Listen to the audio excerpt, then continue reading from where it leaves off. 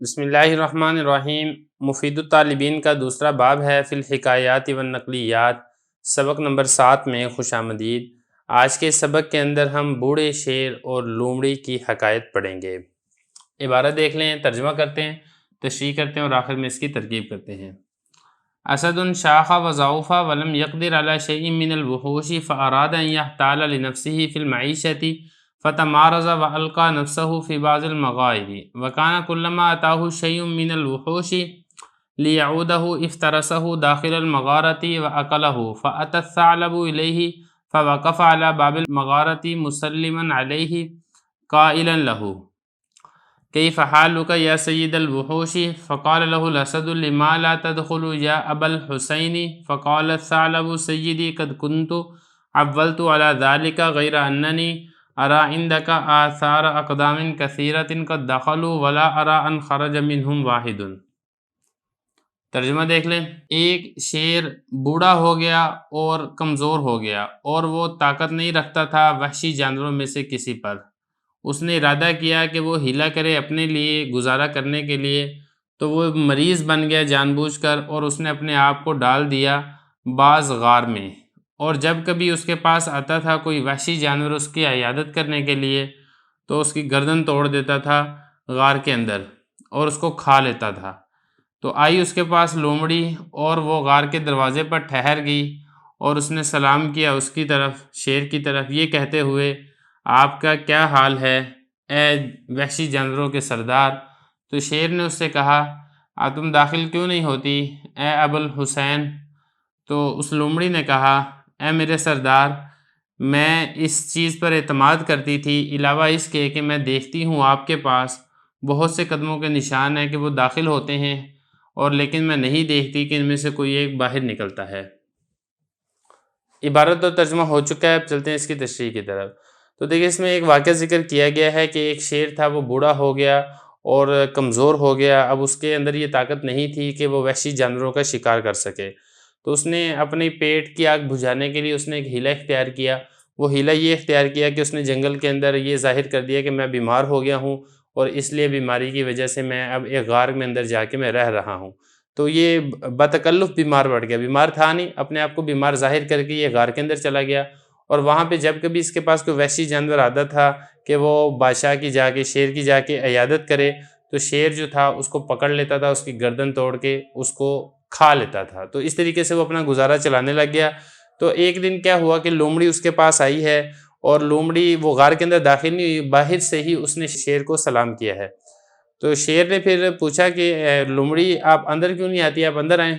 تو لومڑی نے کہا کہ مجھے اعتماد تو ہے اندر آنے پہ، لیکن مسئلہ یہ ہے کہ میں یہ دیکھتی ہوں کہ بہت سے جانور اندر آتے ہیں، وہ تو پتہ چلتا ہے، لیکن ہم نے دیکھا نہیں کہ کوئی جانور باہر بھی آتا ہو۔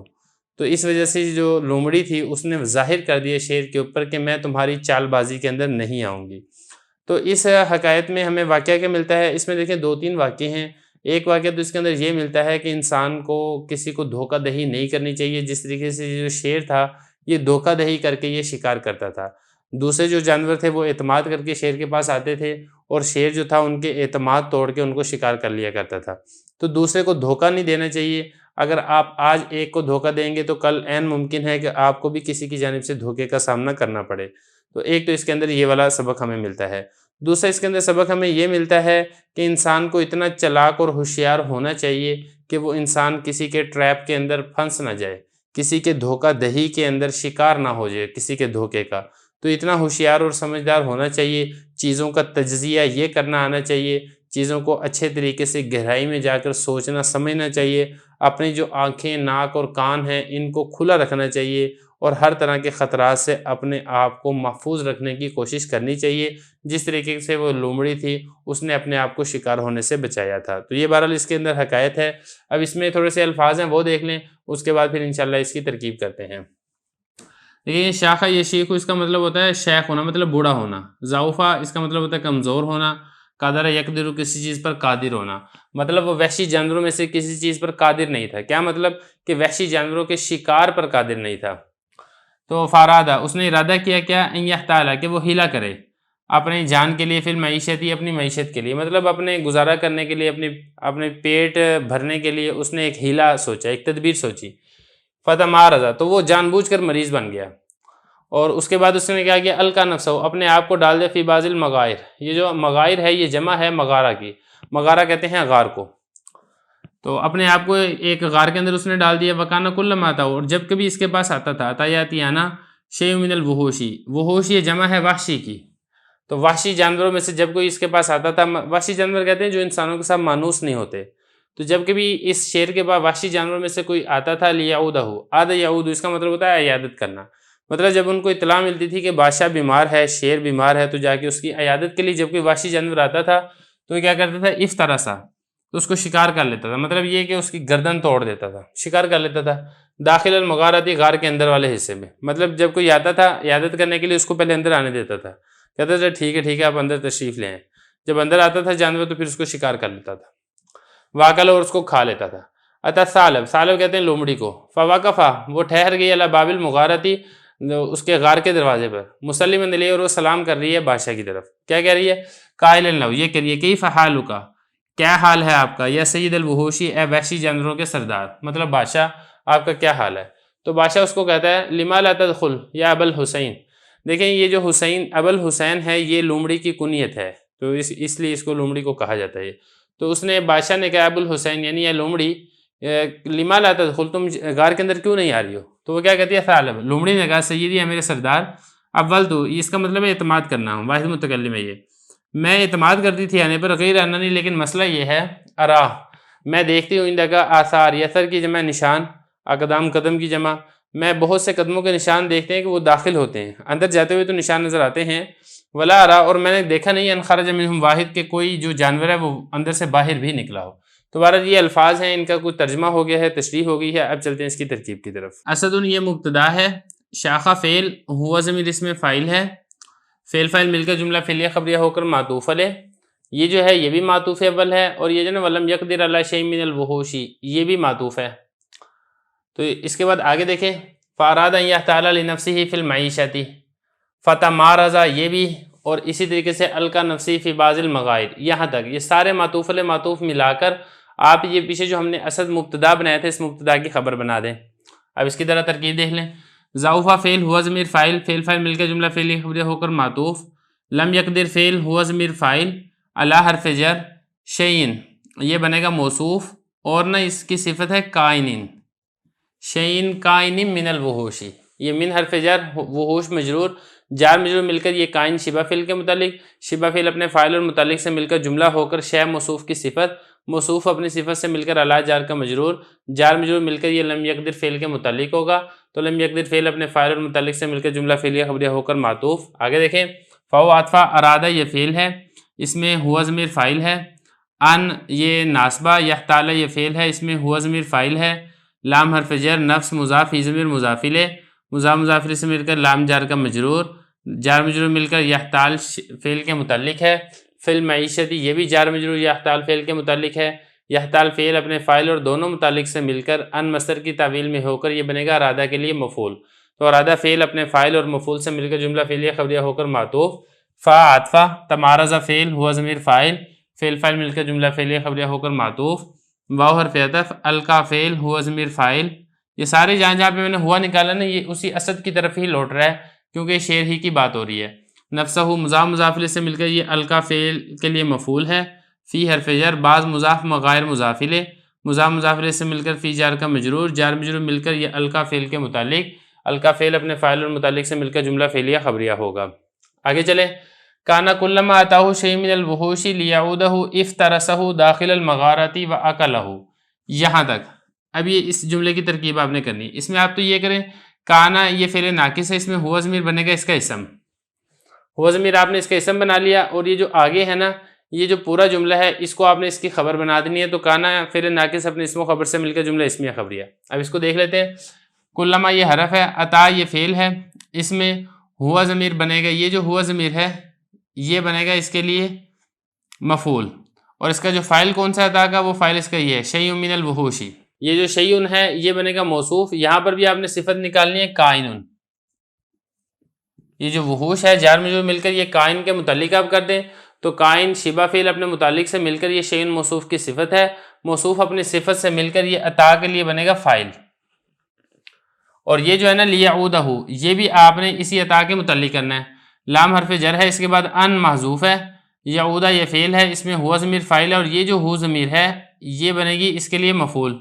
تو یعودہ فعل اپنے فاعل مفعول سے مل کر ان مصدر کی تعویل میں ہو کر لام جار کا مجرور، جار مجرور مل کر یہ پھر اسی طریقے سے عطا یہ شبہ فعل کے متعلق ہوگا. تو عطا یہ شبہ فعل اپنے فاعل اور مفعول اور متعلق سے مل کر جملہ فعلیہ خبریہ ہو کر یہ کلما کی وجہ سے یہ بن جائے گا شرط، اور اس کی جو جزا ہے نا وہ یہ ہے افترسہ داخل المغارتی واقلہ، یہ بن جائے گا اس کے لیے جزا. دیکھیں ذرا، افترسہ فعل ہے، اس میں ہوا ضمیر فاعل، اور یہ جو ہو ضمیر ہے یہ بنے گا اس کے لیے مفعول. داخل مضاف، مغارہ مضاف الیہ، مضاف مضاف الیہ سے مل کر یہ افترسہ کے لیے مفعول ثانی. تو افترسہ فعل اپنے فاعل اور دونوں مفعولوں سے مل کر جملہ فعلیہ خبریہ ہو کر معطوف علیہ.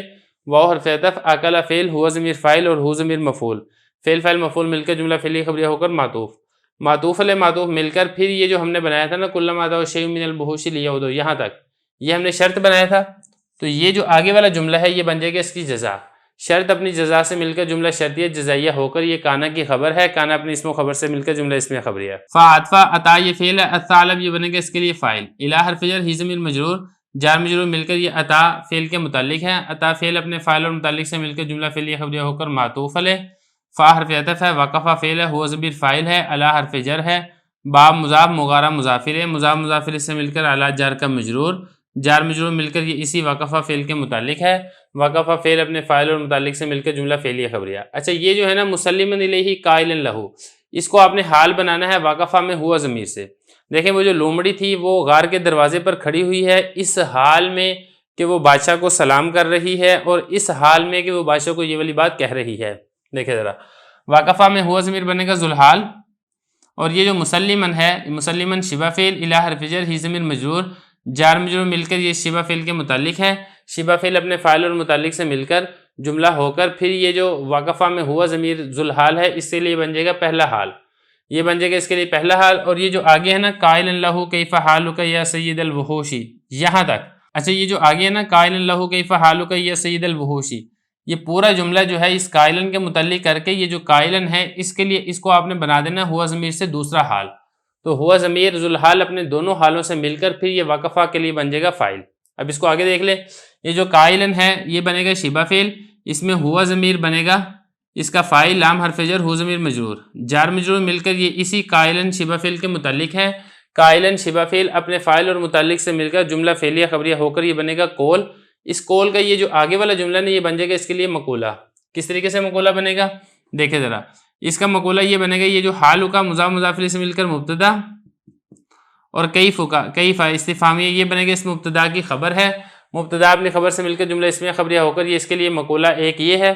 اور یہ جو ہے نا یا سید الوحوشی، یہ جو یا ہے اشیر اور انبہ کے معنی میں ہے، اس میں انا ضمیر فاعل ہے، اور یہ جو سید مضاف مضاف الیہ سے مل کر یہ اس کے لیے بنے گا مفعول. تو فعل فاعل مفعول مل کر جملہ فعلیہ انشائیہ ہوگا. تو یہ سارا کا سارا بن جائے گا اس قول کے لیے مقولہ. تو قائلن یہ قول اپنے مقولہ سے مل کر جملہ قولیہ ہو کر پھر یہ جو وقفہ میں ہوا ضمیر ہے اس سے بنے گا حال. تو وقفہ میں ہوا ضمیر ذوالحال، اس کا ایک حال ہے مسلمن، دوسرا حال ہے قائلن. تو اپنے دونوں حالوں سے مل کر یہ بن جائے گا وقفہ کا فاعل. وقفہ فعل اپنے فاعل اور اپنے متعلق اس سے مل کر جملہ فعلیہ خبریہ ہوگا. تو اس ترتیب سے آپ نے اس کی ترکیب کرنی ہے. آگے دیکھیں ذرا، فقال لہ الاسد، فا عطفہ، قال فعل، لہ جار مجرور مل کر یہ قال فعل کے متعلق ہے. الاسد یہ قال کا فاعل ہے. قال فعل اپنے فاعل اور متعلق سے مل کر جملہ فعلیہ خبریہ ہو کر قول. اب یہ جو آگے ہے یہ اس قول کا مقولہ یہاں تک. کس طریقے سے؟ لام حرف جر ہے، میم الف مام مجرور ہے، جار مجرور مل کر یہ لا تدخل فعل کے متعلق ہے. لا تدخل یہ فعل ہے، اس میں انت ضمیر اس کا فاعل ہے. اور اس کے بعد یہ دیکھیں یا ابل حسینی، یا اشیر یا انبہ کے معنی میں ہے، اور ابل حسینی مضاف مضاف الیہ سے مل کر یہ بنے گا اس کے لیے مفعول. تو یا انبہ اور اشیر اس میں انا ضمیر فاعل ہے، فاعل اور اپنے مفعول سے مل کر جملہ فعلیہ انشائیہ ہو کر پھر یہ اسی کے لیے جو لا تدخل ہے اس کے لیے آپ اس کو بنا دیں مفعول. تو لا تدخل فعل اپنے فاعل اور مفعول سے مل کر اور یہ جو اپنے متعلق سے مل کر یہ جو پیچھے ہم نے قول بنایا تھا اس کے لیے بن جائے گا مقولہ.